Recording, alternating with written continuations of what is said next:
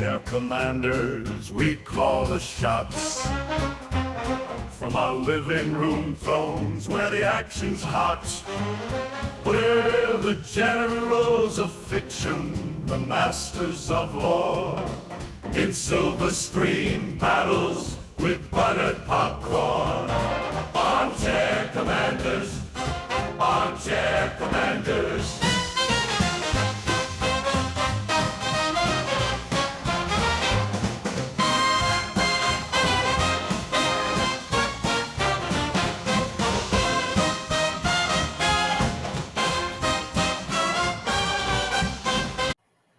All right, welcome to the Armchair Commanders podcast. My name is John. And I'm Jack.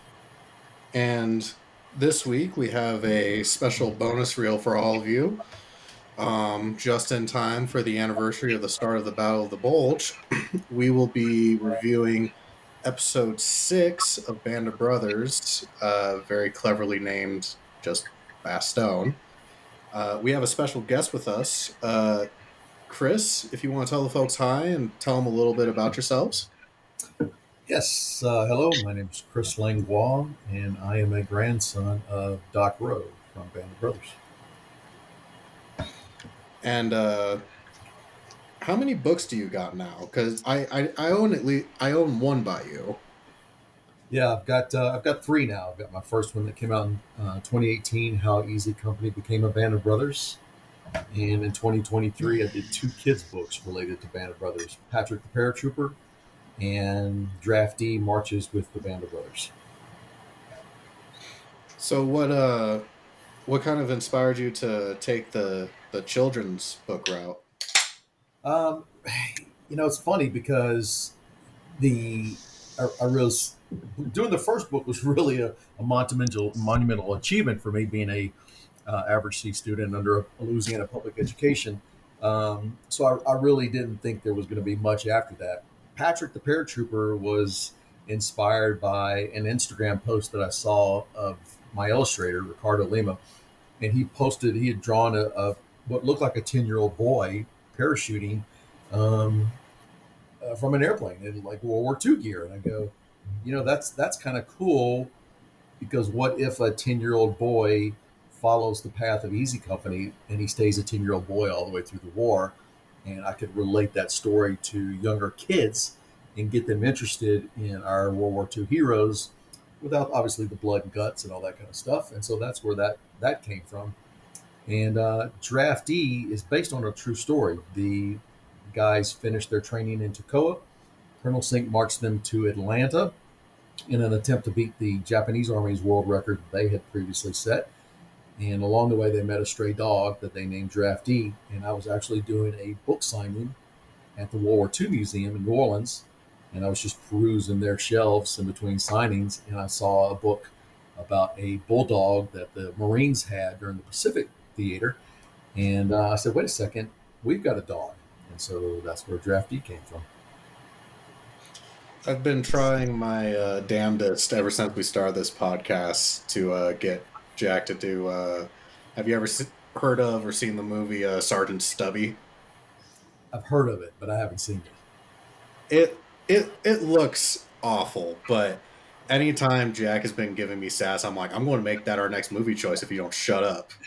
Hey, I'm down for Sergeant Stubby. That's not what you told me like 3 weeks ago. Sergeant Stubby is better than some of the movies you've proposed, like fucking Avatar. I do not like either one of them. I don't like the Blue People Avatar. Don't like the last live action Airbender movie. What do you got against blue people, Jack? I'm racist. Oh. So no Smurfs. Bet you weren't expecting that, huh, fucker? No, it wasn't. That's we're gonna have to chat about that later. Yeah. Are you gonna make me apologize to all of our? I forget what the fuck they're called in the movie. All of our listeners that are of that descent. I'd be surprised if we had them. I'm gonna be honest with you. You don't know. The people on Ancient Aliens would have us believe some crazy things. Oh no, not the Ancient Alien people. We can't lose that demographic. God for fucking bid. It's the only thing keeping History Channel alive right now. It's true. Don't Sadly. remind me. So, Chris, being the grandson of Doc Rowe, did you have like I guess one of my first questions for you would be what kind of relationship did you have with your grandfather? Like as far as, you know, communicating like his service and whatnot to you, or like I guess like how involved in telling his story was he to you? Growing up, I knew nothing. He never, as far as I know, talked to any of the grandkids about his time during the war.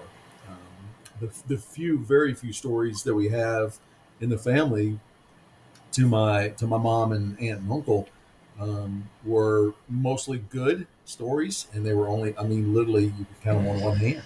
So growing up, I knew nothing of him being in the war.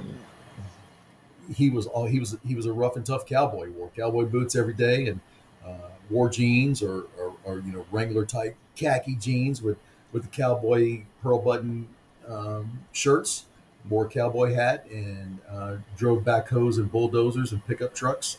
That's how I knew my grandfather. I knew nothing about him being in the war. Not until the book came out in 1992 did I even know he was in the war. Okay. What so forgive me for not being super on top of his story specifically, but was he still around when the book came out? He was. So the book came out in 92. He passed away in December of 98, right before the series came out. But he was Okay. around. And he went down to New Orleans for the premiere of the book premiere with Okay. Ambrose, these guys. So did Stephen Ambrose, was he one of the individuals that Ambrose interviewed then for the book, or He didn't. Ambrose depended. Ambrose had Winters and Lipton and Gordon were really the big three that gave him a lot of the information. A lot of those, they had a lot of the files, and a lot of information. Um, and Ambrose depended upon the men to write about themselves or write about the other men to respond to basically surveys. And so that's how he got a lot of the ancillary information outside of Winters, huge volumes of information. And at that time, my grandfather had smoked Lucky Strike since the war, which would go on to kill him in 1998.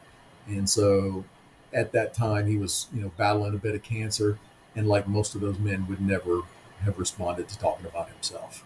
So the only reason my grandfather is even in Band of Brothers is because the other veterans talked about him. I think it's kind of interesting because like, you know, we've at least our social media pages have followed each other for a significant amount of time, I think. Yeah. Um, if I'm not mistaken, I think we followed each other pretty early on from when we started. Um, but like, I'm trying to imagine how different it must have been, 20, 30 years ago, where like, Stephen Ambrose is sending out, kind of just shot in the dark, like, here's a typed letter in an envelope and like asking for, a person's life story versus like, you know, when we chatted, I just sent you a message on Instagram and you're like, yeah, cool, let's do it. So I could imagine that there's many gradations of difference between those types of experiences. Sure. Yeah. It's funny that you say that because, of course, that was the book came out in 92. So you're talking 30 years ago. So you're right. You're talking about a letter in the mail, a piece of paper with a stamp on it that was delivered to somebody's mailbox, which kids these days have no concept of. Still, I see these chats in these Facebook groups where they're like, how could Ambrose and HBO get this so wrong with Blythe? And it's like, number one, this question's been asked and answered 100 times. But number two, guess what? The internet didn't exist. There was no such thing in any way, shape, or way. We had bulletin boards. If you even know what that is, you may be too young to even know what a bulletin board is. And so, yeah, the concept of research was you had to go to a building like a library where you had to look things up. And so, yeah, that kind of information was not as instantaneous as it now. And the whole world is on your phone. Kids these days don't understand that that's not how it's always been. So yeah, mistakes were made. People fell through the crack, um, and all the men never heard back from Blythe, as an example. And so, as far as they knew, if he doesn't pop up and say, "Hey, I'm still alive," the last they saw, he was shot in the throat and dead. So that's the kind of stuff that Ambrose in the book was dealing with, that people chastise. How did he get this wrong? Well, it was 30 years ago, man. We didn't have the internet like we do today. I think the whole Blythe thing. It is something we touched on when we started doing our episode by episode review of Band of Brothers, but hopefully I am remembering this correctly. It's been a minute since I edited that episode, but for us it was this was just something that was incorrect, but it wasn't necessarily like a grr, how could he kind of thing. Right. We mentioned that whole everybody thought he was dead.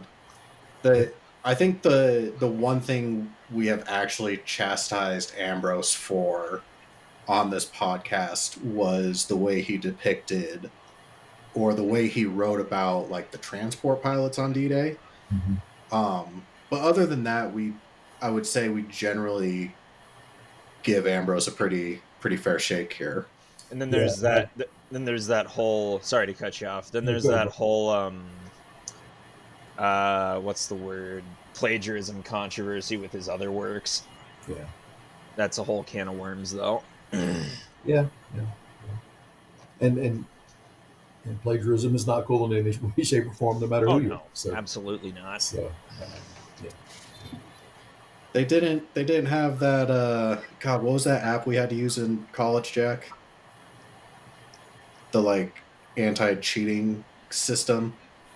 I know what you're talking about. Anyway, they didn't have that in the Turnitin. 90s, where you could you couldn't submit your paper to an internet database and be have it tell you where it looks suspicious. That's right. Yeah. Didn't make sense. So with the book, and not knowing a bunch about your grandfather's service during World War II, how did the book and the series impact your kind of view or your knowledge of him? It's funny, and I I've told this story, and it never, at least it doesn't get old for me, because when the book came out in '92, I was a sophomore, junior in college at LSU, and I would come home every weekend because Mom cooked, right, and had a washing machine and a dryer, so home cooked meal and get my clothes clean.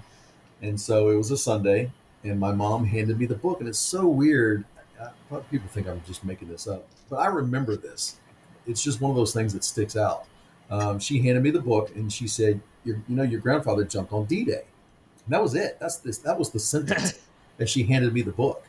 And so, as a good student, I turned to the back in the index, and I look up row, and row's on 3 pages, and it takes 60 seconds to read those three instances.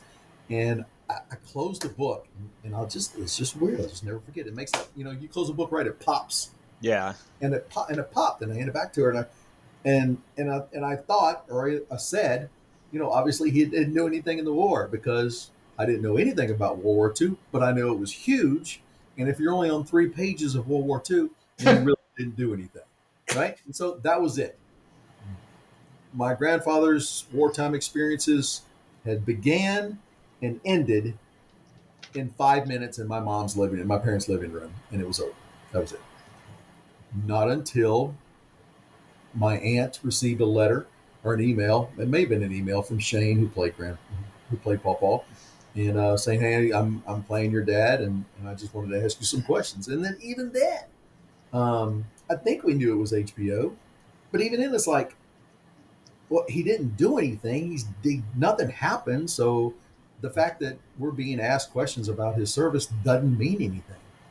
And so even we get invited to the premiere of Band of Brothers in Paris, and we found out late. So all the families were put up in the Ambassador Hotel. We found out late. They said, "You can still come. We just don't have any more rooms no more free rooms. You have to get your own rooms," which is fine.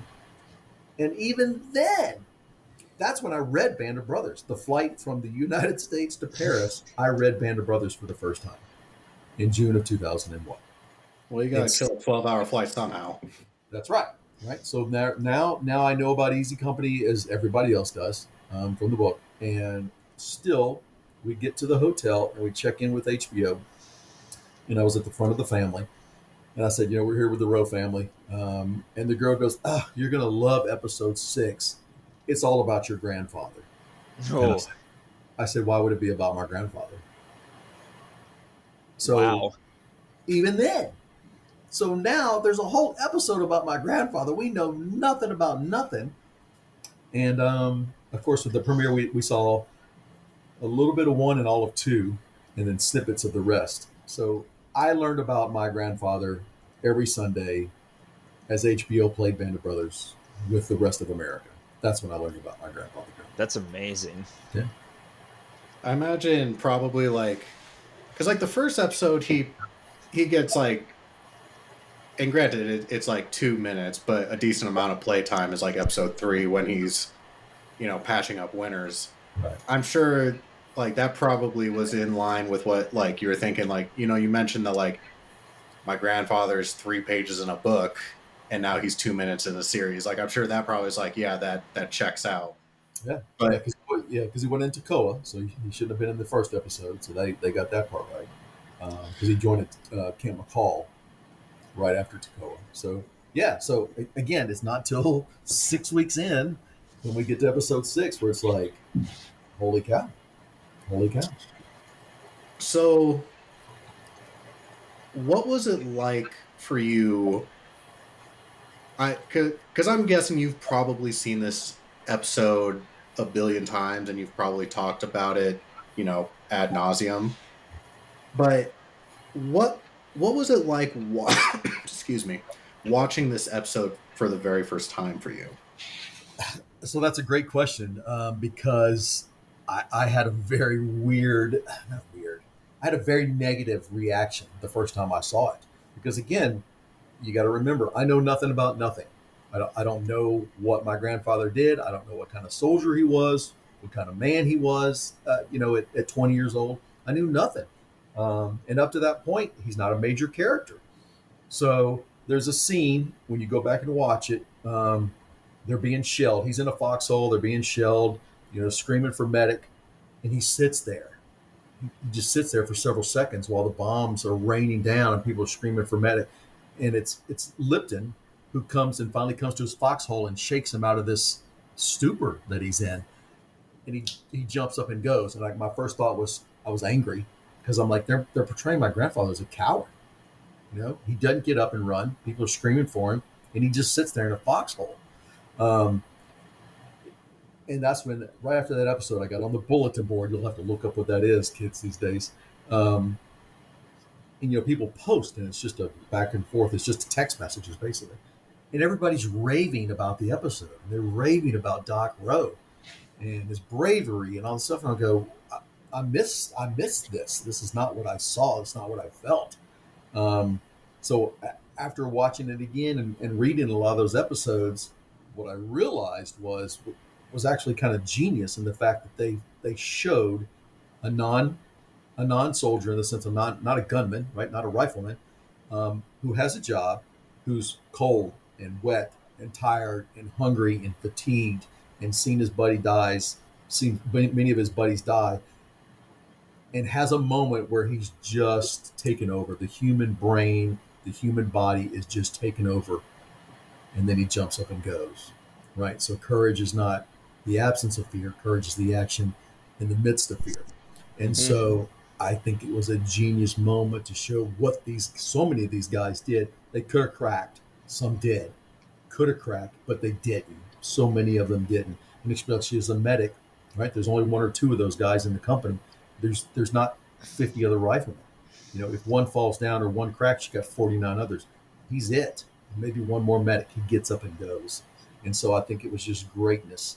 And then later on, the more that I learned about the other men, talking to actors who had done their research, they had talked to their actors.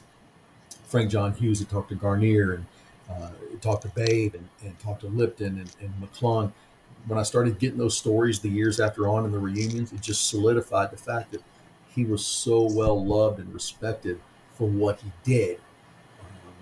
there was no need for me to be embarrassed. That thought of being embarrassed at that moment was not founded in reality. Jack, what did you think of this episode? Honestly, probably my second favorite episode. Which one's your favorite? Episode 9. Mm. You It's a know, bit. and you know the moment. It's a real just wham moment. Episode 9 is it's a hard one to get through. But this episode, man, would not have expected it to follow Roe, but I think two of my favorite characters throughout both series are Cajuns. Snafu from the Pacific is probably my favorite character. Love this guy. Great episode. That scene where he goes to the bombed out church, finds what's probably that girl's handkerchief in the wreckage. Takes him a minute to snap out of it, but is all duty afterwards. And then the next morning, when he's in the foxhole with that guy, Babe Heffron, and he notices the cut on his hand, and he's like, "Oh, what happened?" He's like, "You cut it." I'm like, "Oh, well, let me fix that." He hesitates when he pulls that handkerchief out because he doesn't want to rip it. He wants to keep it. But he doesn't let that get in the way of his duty and uses it anyway. Just so much emotion when those two scenes are linked together and you know what he's been through and what he's formed with that nurse. I guess that's another question because you know how you said initially you were like you didn't care for the episode because of that one moment because you perceived it a certain way. Did your family what kind of did your family have any particular reaction to it's not like a true love story but the like this pseudo kind of flirtation or fling that your grandfather was alleged to have had? No, neither positive nor negative. I don't remember anybody saying really it being a focus because we knew because in real life my grandfather met my grandmother, who was a Brit, while he was training on the southern coast of England for D-Day. So I guess in our minds, nobody's really ever asked me that, but because we all know that he actually stood my grandmother up on. They were to be married on D-Day on June 6th, so he stood her up, and of course, again back then, no way to communicate, completely forbidden from communicating.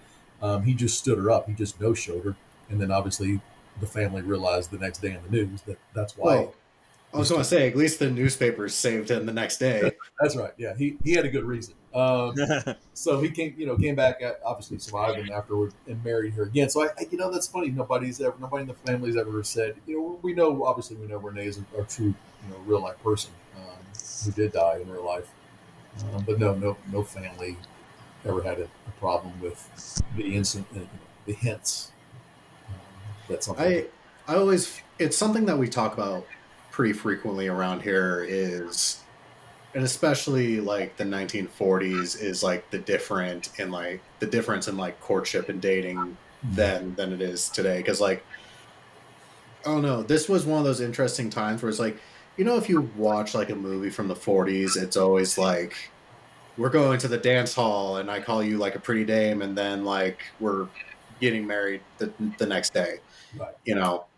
So this was interesting because it was kind of similar because they have very few interactions, but you see them build a very strong bond in those very few interactions. Right. So it was one of those like it's still very artfully done, but still kind of maintains that like 1940s film aspect to it. 100%. And if you listen to Shane and Lucy, who played the nurse, and David Leland, who was the director, when you listen to those, they talk about it, and when you ask them, well, did they really hook up? And they go, it's up to you. What do you think? And so, which again, you're back to the tastefully. It's in the eyes of the beholder. Probably in real life they probably didn't even meet, but in the series it gives you that It could yes and no. It Well, could go I argue either mean, way.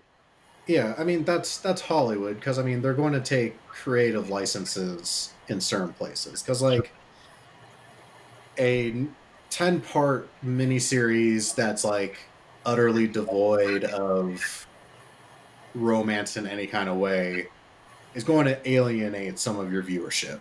Sure, sure. So even if they never met, I don't really see an issue with it because even then it's not like it's not a major or driving force of the narrative. It's more of a tool to show the many hardships they faced during this particular battle. The humanity, right? It's not tanks blowing up and grenades going off. It's the humanity. So I agree with it 100%. As long as you know the story, the reality, then you can give the creative license away. So this is going to sound like a little bit of a off the wall question, but are you familiar with the film Battleground at all? It's been a long time since I've watched it. But you at least are familiar with it. Yeah, you're going to catch me on the details, but yes, I have seen it. So we reviewed that about a year ago because we reviewed Battleground with another YouTube channel. Because we around here we usually try and do stuff that is topical around the anniversaries of things. So like last year in December we did Battleground. You know, we also did Pearl Harbor, the amazing film that is last year as well. But or like, you know, we reviewed Gettysburg and had it released on the anniversary of the Battle of Gettysburg, that kind of stuff. So Sure. the reason I bring it up is because Battleground as like a film was really kind of revolutionary for the time of when it was filmed, and a lot of I saw a lot of parallels between that movie and this particular episode, and I was wondering if you have like in watching this episode if you've ever like noticed it like parallel with that particular film or with any other kind of Battle of the Bulge type media. I know it's the same topic, but I saw a couple of scenes that I'm like, these are almost copy and paste scenes. Really? Now, I can't say that I have. Every other war movie I think is just the war stuff. It's just the men and their relationships. I don't think it really. I think this did a much better job of focusing on the humanity. I think it was a break in the whole series to focus on the humanity of the soldier, the worn outness, and the tiredness, and the just the overwhelming heaviness of being in combat. Um, you've obviously watched more movies than I have, so I'd love to hear. I'd love to hear what you have to say, and I'd love to go watch that movie again with that through that eye. So the first time I really like noticed it was when um Doc Rowe is walking up to this patrol that's about to go out, but they're having a church service before they do this patrol. And it's, you know, the regimental or battalion chaplain doing it off the hood of his Jeep. And there's actually like, it's pretty much the exact same in the movie Battleground where, you know, the members of the airborne are doing this church service for like 2 minutes and then they have to immediately go back to their job. Right. Um, so that was kind of the first like thing I noticed that was like a direct parallel or a carryover. But the thing, and I laugh about it because I'm like, this is a super deep cut. Because in the movie Battleground, because they're cut off and they don't have a massive amount of supplies, they don't have coffee because they, you know, coffee comes in the breakfast K rations and they only had like the lunch or the dinner menu ones. And so in the movie, it's a recurring joke where they're like, man, I'd give anything for some coffee instead of drinking this lemonade. Right. And then there's a scene on Christmas night where one of them hands over a canteen cup full of snow, and he's like, "What's this?" And he's like, "It's a lemon powder snow cone. Merry Christmas." Okay, so I got to be honest. When I first saw that, I thought he was pulling a prank on him, trying to get to eat his piss or something, like the whole "don't eat yellow snow" thing. Come on, I'm not the only one. Come on. I didn't go there because I was thinking about the movie Battleground by that point, Jack. Chris, back me up on this. I can see where you could easily, if it were in the 1940s, yes, that's in our modern day and age, that's the first joke you're going to have for sure. Maybe they didn't have our sense of humor as bad back then. I don't know. Maybe it'd be like I could see them making that for morale purposes, right? Or at least that's the excuse I would use. Or maybe I'm just fucked in the head. The other part about it that I kept thinking about. Yes, I'm going to deviate away from piss snow, Jack. So, all right, fine. was the fact that if you watch, there was like an extra feature I remember from like the DVD box set with Band of Brothers, and it was like making of, and they show the fact that like the episodes of Bastogne, and I forget the name of the one where they attack Foy, but both of those episodes were predominantly all shot inside of this like giant hangar warehouse thing where they just fake created wintertime essentially. Yeah. And the film Battleground pioneered the technique of like every Battle of the Bulge movie or whatever since then has used the technique that film generated in order to be able to perfectly control like snow and fog and haze and all that. Mm-hmm. So it was one of those. It was interesting to see kind of like I don't know if it was a purposeful thing, but it definitely felt like the producers of Band of Brothers were giving a nod to that film. Which is a Hollywood thing, an homage to those who came before you. I don't think there's anything wrong with that. I was just thinking while you were talking about the scene with the priest on the Jeep. I would venture a guess that came from. There's got to be at least one pops in my head of photos from the time where priests were doing that exact same thing. So it was probably taken from a wartime photo, which is easily recreated. In Battleground and Band of Brothers, because it was based in reality. Photos of guys on their knees in front of a Jeep.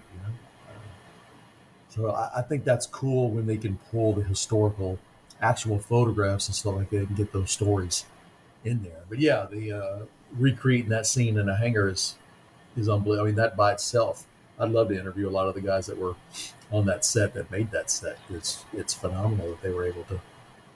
For a long time. I mean, I think I still see today people are still surprised, new fans to the series, and they just watch it for the first time, and they're like, "Oh my gosh, I just read where that was made in a hangar." Like, yeah, it's still cool. People that watch it today, it's still cool to them.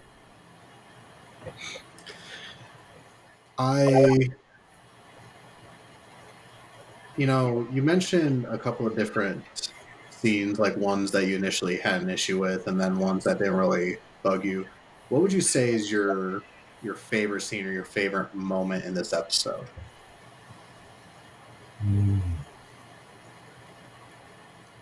Yeah, I think I'm going to go back to what I said. I think the scene where it just shows him overcoming all of those things and getting up and doing his job. Both Foley and Garnier. I remember both of those guys specifically saying, Roe was just always there. When you called him, he was there. And for a medic, that's 90% of it. You got to get there. And so seeing him jump up and go, every other soldier when the bombings and the bullets start coming, they're in a hole. They're trying to get as small as they can. And the medic has got to get up and run in the middle of that, and without firing back. You've got no offensive means to battle other than your courage. You're running with your courage, and so that's still to me. It's I can remember that feeling, being angry, and then I can just remember realizing finally that's a hero. That's what a hero does. He jumps up and goes, whether or not in 2 seconds it may cost him his life. Jack, what would you say your favorite moment or scene in this episode was? I said previously that maybe the handkerchief scene with the nurse when he finds it in what's left of the church. But I like the pacing of this episode, how it took its time to show you just what a goddamn bitch of a situation they're in, where they have to rely on salvage and basically get supplies however and whenever they can. Yes, I do really enjoy when he steals a pair of scissors. Yeah, just blatantly. Those are my scissors. Yeah. Fuck off, Prakani. I'd be pissy too, because 1940s army, like, granted you get a lot of stuff issued to you, but like a ton of small, like, kind of things that are nice to have. Like, you don't have a lot of simple pleasures in that situation, and here you have a guy jacking your scissors. I mean, yeah, if the needs must, I suppose.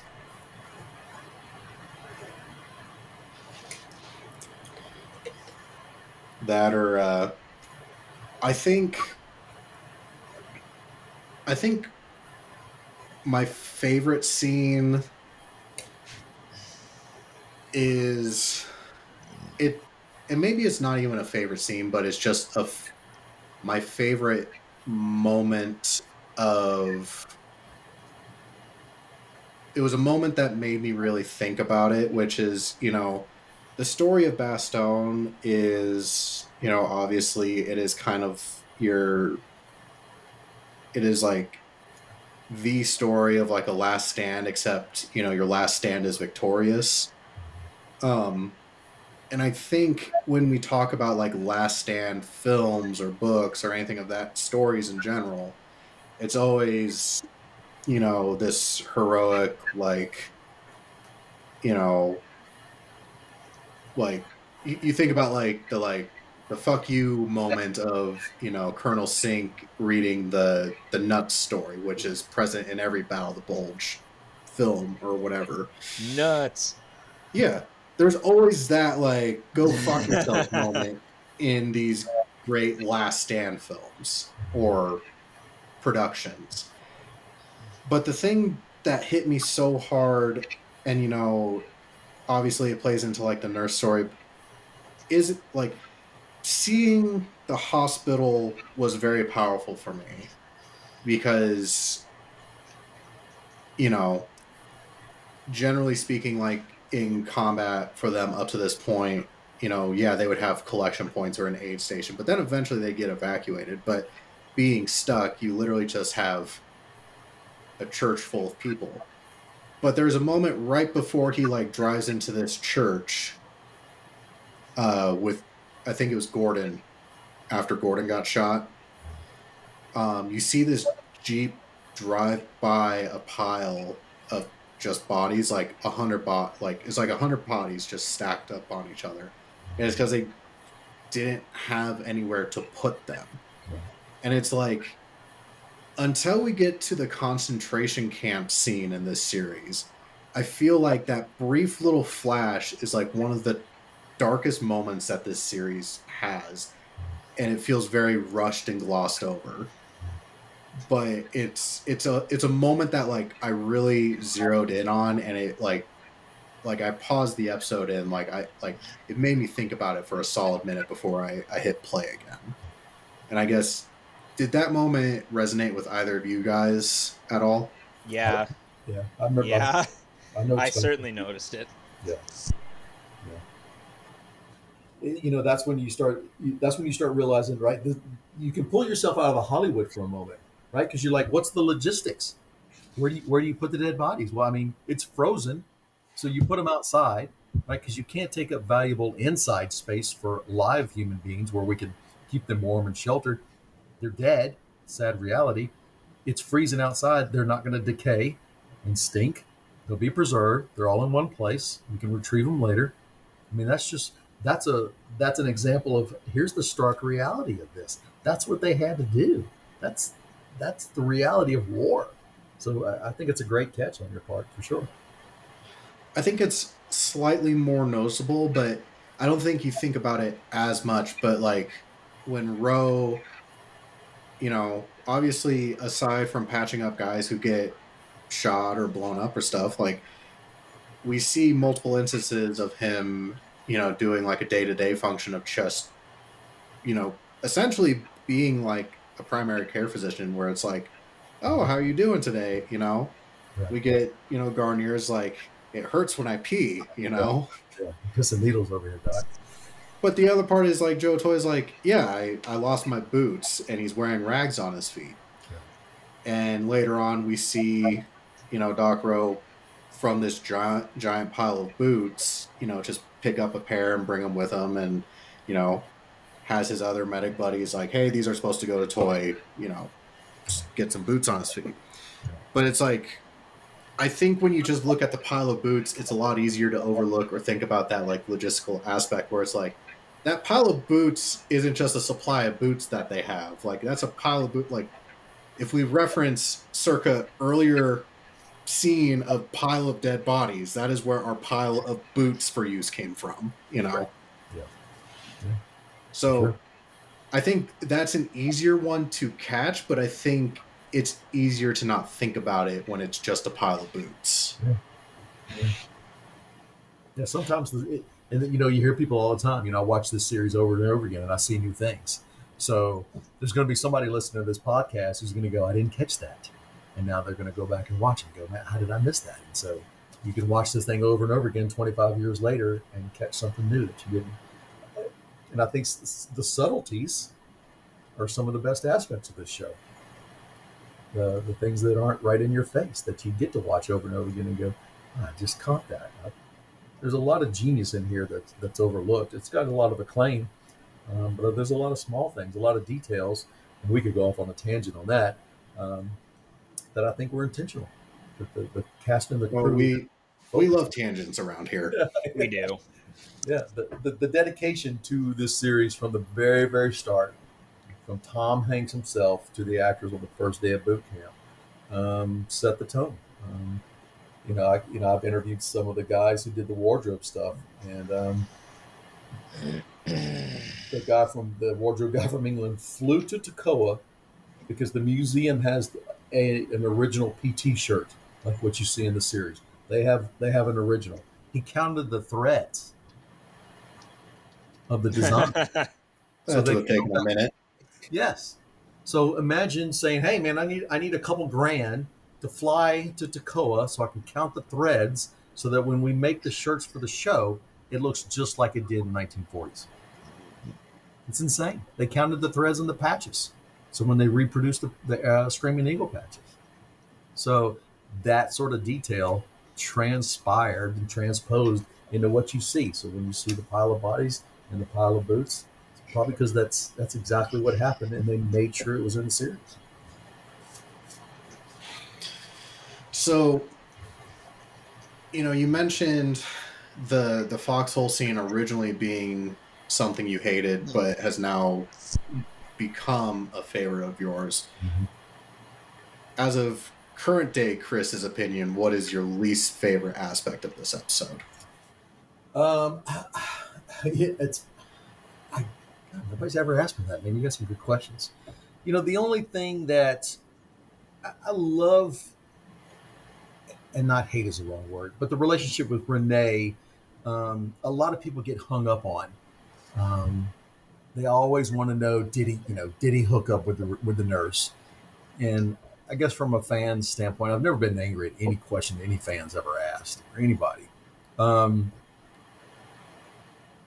you just wonder, did it detract from, I don't know, it's hard to say.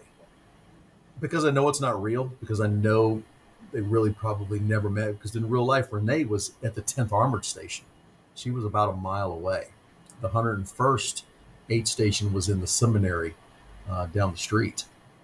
So he would never have had a reason to go to the 10th Armored aid station. He'd have gone straight to the 101st. So, sometimes you're like, yeah, I know it's a great story and everything, but that's really just not that's not why it's there. They wanted to bring her in. When you talk to the writer, when you talk to Bruce McKenna, her story is so great in the sense that she was stuck there, and Augusta, the nurse from the Congo, their story in and of themselves are wonderful. There's a great book by Martin King on Augusta. You've got to read that book.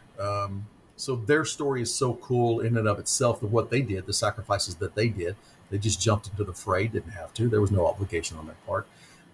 So the writers, Bruce wanted to get that in there to tell their story, and it just got commingled. So you're like, I love the story of the nurses, and I love Roe, and then when it gets blurry in there, it doesn't miff me. It's just the wrong word, but it just kind of, you wish you could have it all factual so that everybody didn't try to make it into something that's not. I probably meandered that sentence into something I'm not even sure is a cohesive thought, but it's hard to really, I'm digging for something that I would disagree with the episode. It's just, I think it's so visceral. You feel it so much, what those guys were doing and what they had to endure. I think it's one of the best examples of that you can understand what those guys did in Bastogne. Jack, how about you? What was your least favorite? I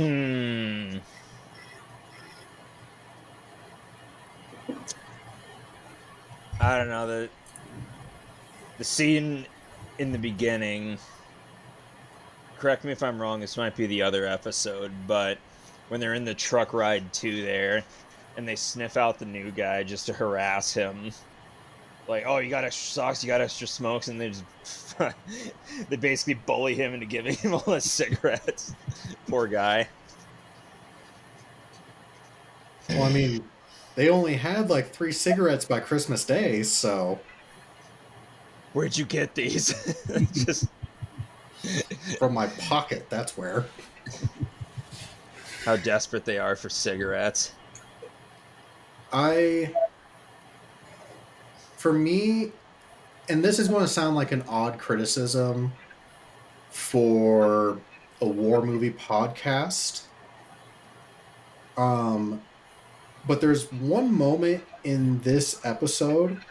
So, like, blood and gore is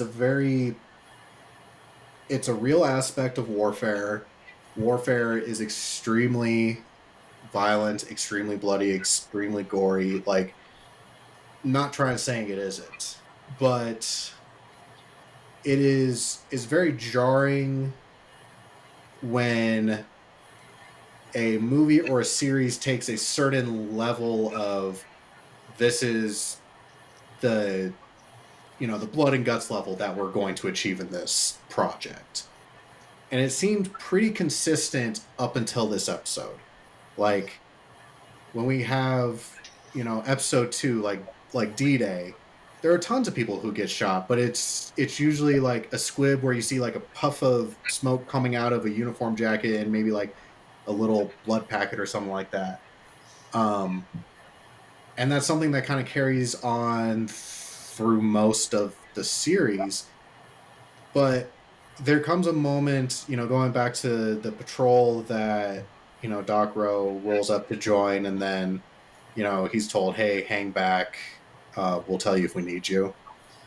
And the patrol gets into contact, and the new guy takes a round to the neck. And that happens, and there's not a reason to sugarcoat it. But, like, the way that they did the special effects for that guy who got shot in the neck, it was like many multitudes ramped up from how the series portrayed injuries or combat wounds up to that point. Like, it was like you had like flaps of skin dangling, and like It looked like you could see his like trachea and stuff. It was like, so when I say like, I don't have an issue with war films being violent and bloody and whatnot. It's just, I dislike it when they cut away from their norm that they've established throughout a film or throughout a series. Although, like, I appreciate how powerful it made that moment, and like, it makes the moment where Heffron is crying in a foxhole over that moment. You're like, I totally get why he's having this reaction. But like I said, I let if there's one thing I want consistency in, I think that's one of the things I want consistency in is how they portray wounds. That makes sense. And that affected Babe. That was Julian who was killed, and that affected Babe for the rest of his life.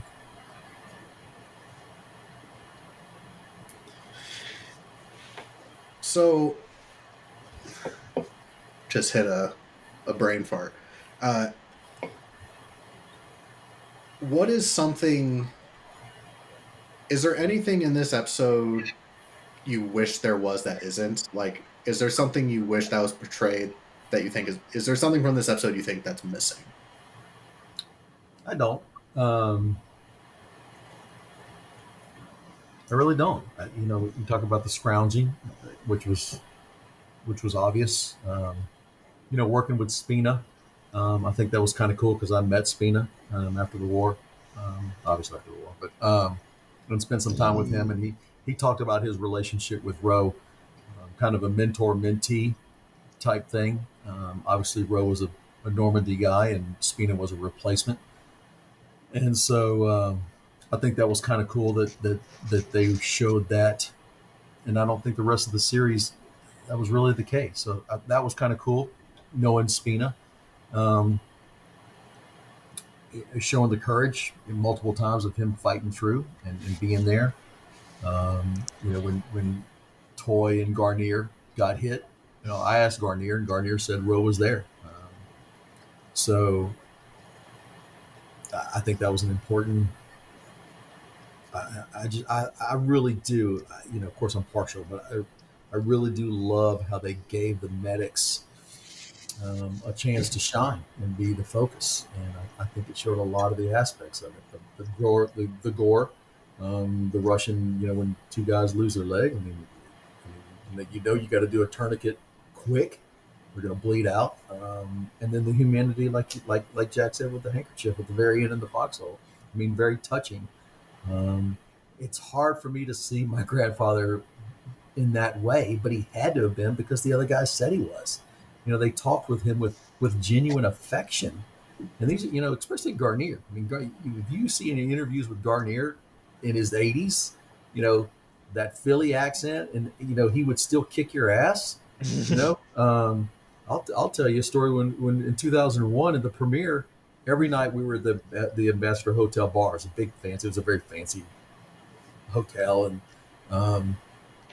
and of course that was my first time. I didn't know Garnier from Adam, and he's running around with 1.5 legs on crutches, and I'm I can't do that accent, but he's got a distinctive voice, and they drink like fish, and I'm in my 30s, and I'm like I can't keep up with these kids, and this girl, a pretty girl, walked by. He just grabs her and sticks him on his leg and says, "Hello, sweetheart." And I go, this guy's getting more chicks than me, right? He's just grabbing women and throwing them on his lap. You get slapped and a drink thrown on you, you do that. But and the girls, they just, I was like, these guys are unbelievable. But he'd still kick your ass with 1.5 legs.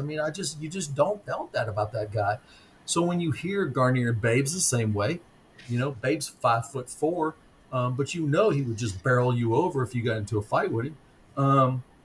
As rough and tough as those guys were, when you hear them talk about when I heard them talk about my grandfather, it was just genuine affection, and it was a different tone of voice. And you just knew they were being sincere. They didn't have to be, right? And that's not their nature.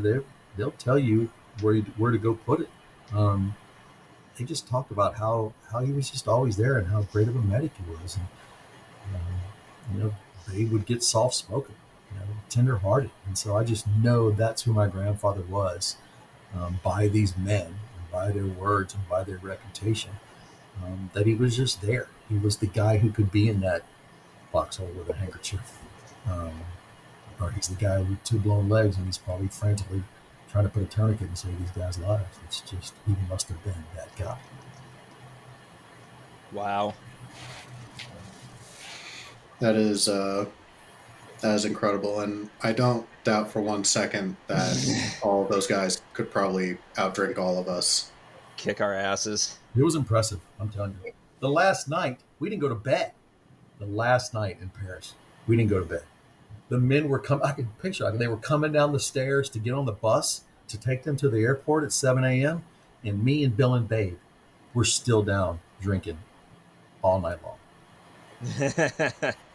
It makes me think of, are you familiar with Andrew Biggio? Yes, I know Andy well. So he's been on with us and we chat regularly with him, but it makes me think of he posted a video on his Instagram page. It was like a month or so ago where, he was interviewing another World War II veteran, and the dude had a bar in his basement, and he's like, and the video just shows him like bartending to a basement full of people, and I'm like, and he's 101 years old, like, I'm like, it is a different breed of people. 100%. 100%. Yeah. But speaking of drinking, Jack, what do you have tonight? Kona longboard. Oh yes, very traditional German drink for our Bastogne episode. Yeah, shut up. It's a good beer. I like it. It's okay. I'm not much better. All right, let's hear what you're drinking then. I have a local brewery because I live in Colorado. Princess Yum Yum. No, it's not Princess Yum Yum. I don't know if you've heard this story, Chris. I've told it a couple of times on this podcast, but so we had Matt Leach on relatively early on in our podcast history, and during our review, I forgot what Jack was drinking, but it was like a normal beer or whatever, and Matt was also drinking beer or wine or something, normal stuff. And there's a local brewery here because Colorado has 15 billion microbreweries. So a lot of times I have different stuff on every week. But a local brewery has this, it was like a raspberry flavored beer. And I was going through like a phase of like, I really liked it at the time. Mm-hmm. But the name of the beer is called Princess Yum Yum. Okay. Very masculine. Yes. And so we're doing this episode with Matt Leach, who, plays Floyd Talbot in the series. Right. And, he's from England. And so I say, yeah, I'm drinking this raspberry beer called Princess Yum Yum. And, like, you can just see the utter, like, disgust on his face when I say these words. Okay. And his first response is like, man, if you were in the same room as me, I'd be kicking you in the head right now. And I'm like, thank you. And he also said something like, if you order that in England, you're gonna get your ass kicked. Leach is good people. I'll see him next week in Bastogne. So the sheer look of English disgust on his face too when we told him that. Well, hopefully he remembers, and when we're out, I'll tell him the next round of Princess Yum Yum is on me. Oh, that's great. So I'm not drinking Princess Yum Yum tonight. I'm drinking a beer from a place called Streamside Brewing, and it's a strawberry blonde ale. So also very traditional German drink, but it has a fun little mermaid on it. So yes, that's cool. What are you drinking tonight, Chris? It seemed not as fun. No, I'm just on a ginger ale. I didn't know we were going to be bragging about our females on our beer cans. I feel it. Usually I try to remember to tell people, but at this point I forget. Like, I'm sure you probably get this too, where you're like have so many conversations going on at once, you're like you kind of lose track a little bit. Yeah, yeah. But We that's my bad. I'm sorry, Chris. I should have that's, invited you to enjoy some drinks with us. that's all right. We had a little ball last night, so I did a little bit of drinking last night, and I've got my wake up call is 4:30 in the morning, so I didn't want to. There'll be no drinking tonight. It's going to be early tomorrow. Early morning. I'm sure you'll have your fair share of drinks come next weekend. That's right. There will be plenty of wine. Or this weekend to our listeners. That's right. Which go ahead. yes, Jack. No, what were you gonna say? Oh, I was going to say I think that's a perfect segue into at the time that this episode is out, Chris will be doing a very exciting event if you'd like to tell the folks a little bit about it. Yeah. So speaking of Matt Leach, I'll be at a table with Matt Leach and a couple of the actors from Masters of the Air, and probably the person I'm most excited to finally meet is Lucy, who played the nurse Renee in Band of Brothers. So I have not met her, and so I will meet her for the first time in Bastogne during Nuts Weekend. So that'll be a very cool thing. We'll be signing autographs, and I'll have my books. We'll be at the reenactors area. We'll have a tent outside the museum in the reenactors area on that Saturday. And then I'll probably be in the museum itself on Sunday signing books. I think there's going to be several vets. I think Amy will be there. Remember right? And we'll be signing books, and I just can't wait to be back. It's been, I think, since 2019 since I was there, for which I never got warm. That entire trip, I was never, ever warm. I don't like the cold, and Dallas is as far north as I will ever live. So I'm not looking, but it looks like there's no snow in the forecast from what I looked at today. So that would be nice, but it would be cold. So what you're saying is you're never going to visit me in Colorado or Jack in South Dakota. I will visit you in the summertime where it's nice and pretty. Oh yeah. I guess we can settle for that. I haven't been to South Dakota yet. I would love to go. So you really got to pick the time to get to South Dakota. So I was born in North Dakota, if that helps. So then you kind of understand that, like, one of my biggest pet peeves, and I know this is said with every region of every region of America, but if you don't like the weather, wait 5 minutes. 99% of that is bullshit, if you ask me. The only people that can say that are the Dakotans, is my opinion. Because, fuck, I've seen it get to 120 degrees in the summer, and I've seen it get negative 20 in the winter. And fuck, yeah, I've worked in the blistering heat and the biting cold, and I prefer the heat. Yeah, 100%. I remember, so both me and Jack, we went to college in South Dakota. Mm-hmm. When I was in college, I was also on the fire department at the time. And I remember we got a call for a car fire at it was like January 1st or January 2nd or something. But the morning news that day, took, it was a point of pride for them. They're like, yes, it's actually 5 degrees colder here than it is in Antarctica today. And I'm like, that's a stupid fun fact. And probably a half hour after that newscast, we got a call for that car fire. So we went and we put it out. And, like Jack said, it's like negative 15, negative 20 degrees outside. So we put this car out, and I was on the nozzle at the time, and they had to pry, I was frozen to the hose. They had to pry it off of me. And I was like, this is not worth it. No, that's miserable. Yeah. I'd rather be 110 than 30. So this is going to sound a little silly because we've yet to negatively rate an episode of Band of Brothers, but we do rate everything around here. We do it on a scale of 1 to 5. We don't do stars because we think stars are boring. Okay. So we do it 1 to 5 things. We're open to suggestions, but there was one moment that I think would be a great metric of rating, just because it was one of those funny, kind of stuck out to me moments. And Gordon getting shot in and of itself is not funny. I would not say that.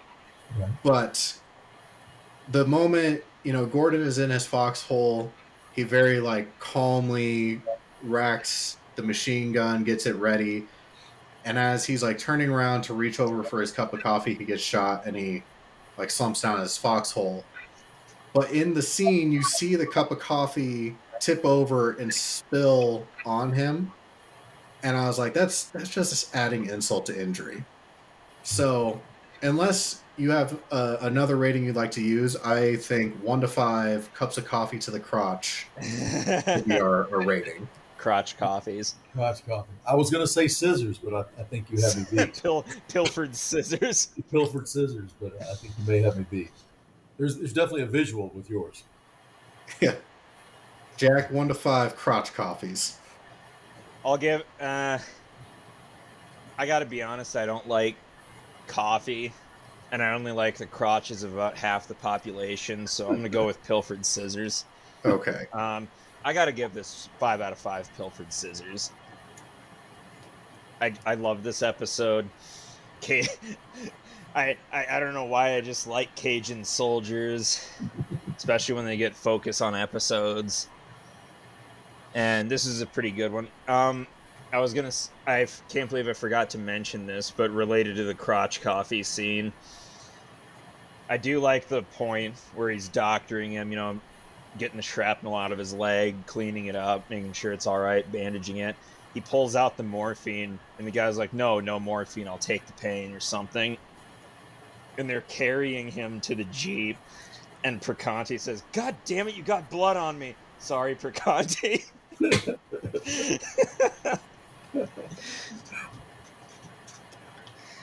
just was thinking about the moment that they dropped him. I was like, oh. Ow. God. Isn't getting shot enough. Right. No. Gotta drop you. Chris, 1 to 5 crotch coffees and or pilfer scissors. It's so personal to me. It's a 5. Without a hesitation. It's so personal. I can think of the stories with those guys. McClellan told me another great story, and so for me, and look, I just got goosebumps. But it's just so personal. I think it just shows. I've said it before, the humanity, but it just shows the heroic nature of medics in general, and my grandfather in specific. He was so well beloved. I think it just ties it all together right in the middle of the series. That's another part of it. The placement of it works out perfect. In the middle of the series, and so I just love it. I love all the little things. It makes you think. It makes you feel, and I think it just brings together what these guys did, and makes you pause in the middle and go, "Shit, this is really these guys. These guys endured a lot." And now I have a glimpse. I can have a glimpse. So I'm not going to deviate either. If I was to deduct this for anything, I think it's because this episode hits kind of like, it seems like when telling the story of Bastogne, there's like the story of Bastogne has generated its own kind of tropes, especially like you can't have a Bastogne movie or anything like that without the classic like nuts scene. So if I was going to deduct this on anything, it would just be for falling into those tropes. But the episode itself is too good for those to take anything away from it. So I would also do 5 out of 5 crotch coffees. But God damn it, there was something else I wanted to talk about with it. Oh yeah. One of my favorite parts of the book, and I'm so happy that this made it into the series itself, was that episode where Spiga, what was his name? Spina and Babe are just walking in the woods bullshitting like, oh, this sucks, this is cold, I'm hungry and tired. And I think it was Babe steps wrong, falls into what they think at first is just an abandoned hole. They have a laugh about it. And then you hear German say, Fritz, it's du. Yeah. and then they're like, let's get the fuck out of here. Yeah. And then a German pops up, shoots at them, and they run. That actually happened. And for the rest of their lives, it was a running joke between Spina and Babe whenever they would meet at like get-togethers. That they would like say to each other, "Fritz, it's du." Yeah. You know. Yeah. Here, I thought you were going to bring up the moment between Babe and Ro, where he's like, "Nobody calls me Eugene, Doc." Yeah. Never called anybody by their name or like nickname, just their real name. Yeah. I assume that was professionalism, just a thing he did. I think that was a Hollywood thing. I think because you remember when they're getting chow one time, they're all joking together in a huddle and joking, and Ro is off to the side, all by himself. So I think that was again a way to show it's hard for the medic to get close to the guys because he may see them dead. And then it's hard. And I'll tell you this, another aspect of Ro was he was the only medic in that company from D-Day to Hitler's Eagle's Nest. He's the only medic that saw the entire war with that company. Wow. So he saw every guy hurt and he saw every guy killed. Dang. So then you start to understand why, and you remember the old guys don't want to get to know the replacements' names because you're going to be dead in 20 minutes. That was a very real thing. So compound that with a medic who's going to go the entire war. At that point, he's gone the entire war. He's seen all these guys. It was I don't know if it's real, but I think what they wanted to show was it's hard to be a human being and be a medic and be close to these guys, knowing, Pincala and God, I just have my own brain for it. Who was in the foxhole with Pincala? Muck and Pincala. There wasn't much left of those guys. Malarkey told me Ro came over to him and said, do you, because Malarkey was such good friends with him. He says, do you want to come say goodbye? Do you want to see the king? He goes, no, man, I don't want to see him like that. And so how do you as a human being and the medic get close to Muck and Pincala thinking, who's the next Muck and Pincala I'm going to see? Who's the next blown up bodies that I'm going to get close to that I'm going to have to deal with? And so I think that's what they were trying to show, him being standoffish. And I'll tell you a funny trivia that not many people know. When you go back and see that episode and Ro is squatted down on his heels, his butt on his heels. Shane didn't know that, but my grandfather did that his entire life. He would squat down like that, and he got that from his mom. His mom did the same thing. Huh. So kind of a funny when we told Shane that, he's like, he didn't know that. Nobody told him that, but that was actually a trait that Ro actually did. But they were, again, trying to show the humanity. Don't get close to these guys. You can't joke around with these guys. You're going to be the one that's going to maybe be literally picking up pieces of them. Well, on that very somber note, Chris, it's been great having you join us. If you'd like to tell the folks about your books, where they can get them, any kind of social media accounts you got, the floor is yours. Thank you, bro. I mean, it's been an honor. In fact, I'm looking at here at the screen at Jack's face. He's a stunningly handsome man. Oh, thank you. Oh, I worked so hard. I was self-conscious about my facial hair, but you really helped me. That's good. That's Thank good. you. We got to build each other up. It's a joy, man. I appreciate y'all having me. Anytime I get the chance to talk about Band of Brothers and Paw Paw, it's always a joy. So I'm grateful for you guys, and y'all are great. Doc Ro Publishing is my thing on Facebook and on Instagram. I'm on Twitter, but I'm never on Twitter. So really, Facebook and Instagram, Doc Ro Publishing. You can find a lot of the pictures of the events that I go to, a lot of stuff with the veterans and their families. We still get together every year, do reunions.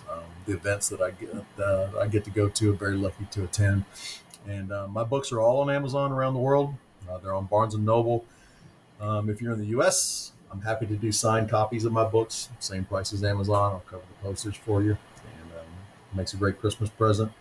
Um, And when this episode comes out, there's still time to order books for Christmas. So. That's right. Amazon is quick. I can drop it in the mail and get to you pretty quick. So I can deliver if you've got somebody out of state. I can deliver straight to their house. I've done that plenty of times. So if you got a grandkid or a friend or a dad or a mom or whatever who's interested, I can mail them a book directly to them, and it's been great. I have mailed my book to 23 countries outside of the U.S. That's how big Band of Brothers is. That's not if people bought it off Amazon and I don't know about it, but I have mailed it to 23 countries. That's how big and influential Band of Brothers is. Still to this day. So it's very, top very tier cool. series. Yep. It's very, very cool. So, Jack, do you have anything else? Chris, I got a question for you. Sure. Be honest, did you cry the first time you saw this series?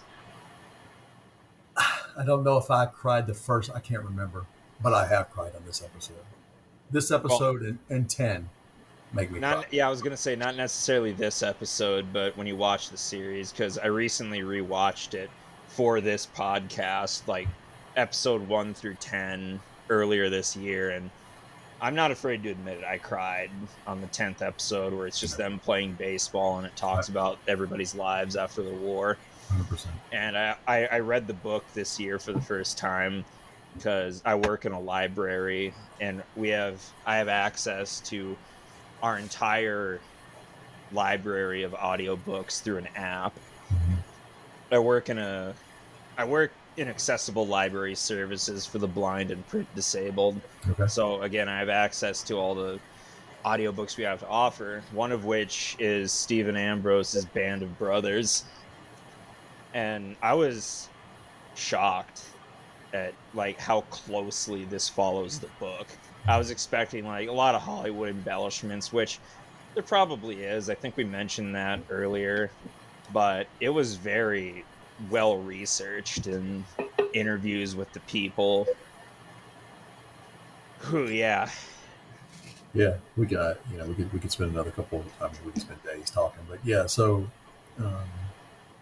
they really started from scratch when you talk to the writers from the start. They created a Bible, that's what they called it, and they really depended on scratch. They really didn't reference Ambrose a whole lot because they just wanted to start over. And so they depended a whole lot on interviews all over again, especially with the guys that didn't get mentioned. But it does follow it very well. But the research was very demanding and very exact. Mm-hmm. So yeah, 6 makes me cry. 10 always makes me cry. And same thing, the baseball scene. It's just because I got to meet some of those guys. I got to meet a lot of them. That must have been incredible. Yeah, I really wish I could have met them. I know those guys, and I know a lot of the actors, and so knowing the actors and how they feel about their men and about the series, it always makes me cry. You miss those guys. Well, Chris, thank you so much again for joining us. If you've enjoyed this episode, please go give Chris a follow on his social media accounts. Please leave a review if you like the episodes. The Stars Do Matter. You can find additional content from us at YouTube, Facebook, Instagram, TikTok, all those places. Until next time, I've been John. And I'm Jack. And Chris, thank you again so much for joining us. Thanks, boys. Appreciate you. Do the thing, Jack. Fine. Bye.